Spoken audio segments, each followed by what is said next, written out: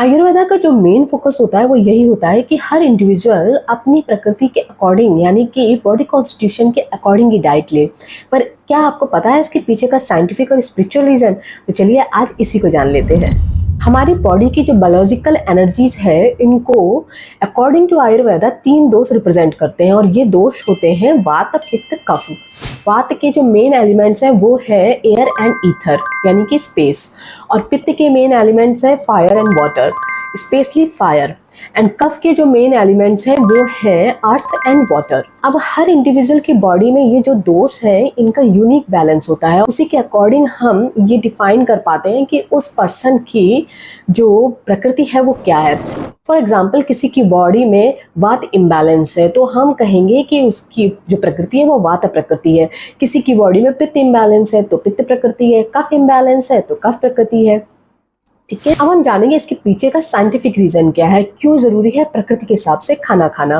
अब मान लो कि हम ऐसा कोई फूड ले लेते हैं जिसमें ऑलरेडी एयर बहुत ज्यादा है, मान लीजिए फर्मेंटेड फूड। अगर आप फर्मेंटेड फूड खाते हो तो उसमें तो ऑलरेडी एयर बहुत ज्यादा होता है, तो जब आप फर्मेंटेड फूड लेंगे तो जो वायु बढ़ी हुई है वो और ज़्यादा बढ़ जाएगी। इससे क्या होगा कि हम तो वायु को कम करना चाह रहे थे यानी बैलेंस में लाना चाह रहे थे और वो तो और ज़्यादा बढ़ गई।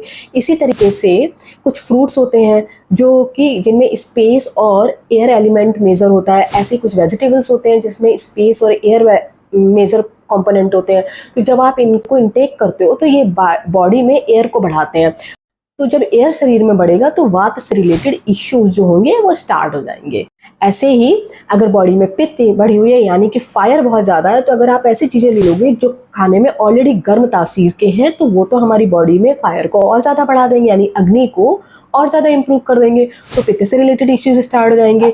ऐसे ही आपने कोई ऐसी चीज़ ले ली जो कफ को बढ़ा देता है यानी जो तासीर से बहुत ठंडी है, तो आप जब उनको इनटेक करोगे तो आपकी बॉडी में कफ बढ़ जाएगा, तो कफ से रिलेटेड इश्यूज हो जाएंगे। इसलिए बहुत ज़रूरी होता है कि हम पहले अपनी प्रकृति को पता लगा लें और उसके बाद हम अपनी प्रकृति के हिसाब से ही डाइट को लेना शुरू कर दें।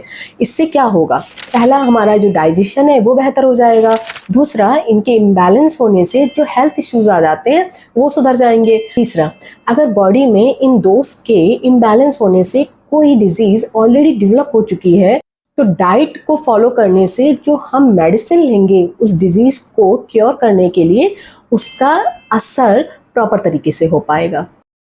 साइंटिफिकली अगर हम राइट डाइट लेते हैं तो ये हमारा जो गट है उसको हेल्दी बनाने में बहुत मदद करता है। हमारी बॉडी में 3 ब्रेन, हमारा हेड, गट और हमारा हार्ट, ये तीनों ही हमारे बॉडी में वेगस नर्व के थ्रू कनेक्टेड रहते हैं।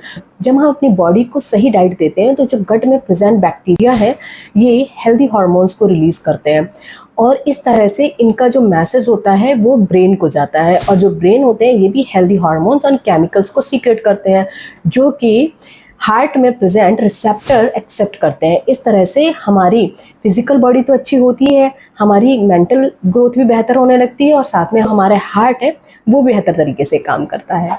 अब हम बात करेंगे स्पिरिचुअल ग्रोथ के बारे में।